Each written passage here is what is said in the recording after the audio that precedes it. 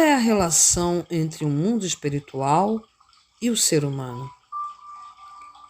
Enquanto vive no mundo material, no cumprimento das tarefas designadas por Deus, independentemente de ter ou não consciência disso, o ser humano terá impurezas acumuladas em seu corpo espiritual. Outros sim, no que se refere ao corpo material, chega um momento em que, por doença, velhice ou outro motivo, o ser humano encontra dificuldades para cumprir os desígnios de Deus. Nessa situação, seu espírito abandona o corpo e regressa ao mundo espiritual. Eis o que se chama de morte. Nesse sentido, desde tempos remotos, dá-se o nome de invólucro vazio, ou simplesmente vazio ao corpo carnal sem o espírito. No momento em que o espírito entra no mundo espiritual, inicia-se, na maioria deles, o processo de purificação das impurezas.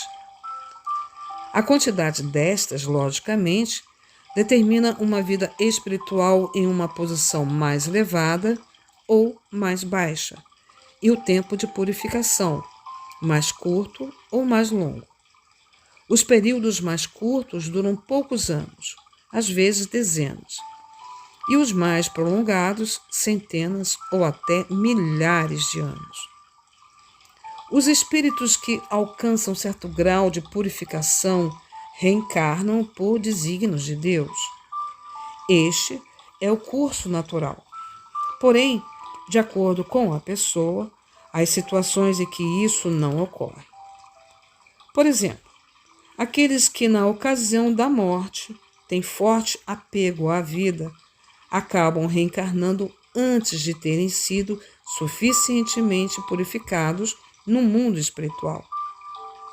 Eles terão um destino infeliz, porque precisarão purificar uma considerável quantia de pecados e impurezas da vida anterior que ainda lhes resta. Neste sentido, podemos ver também muitas pessoas que, apesar de serem boas, são infelizes. São pessoas que, na vida anterior, cometeram muitos pecados e, no momento da morte, se arrependeram, tomando a firme decisão de nunca mais praticarem o mal. Como esse pensamento, Sonnen, se encontra impregnado em seu espírito ao reencarnarem prematuramente, sem terem sido suficientemente purificadas, apesar de detestarem o mal e praticarem o bem, vivem sofrendo. Contudo, não são poucos os exemplos de pessoas que, passando um período de infelicidade e tendo os pecados e impurezas dissipados, tornam-se subitamente felizes.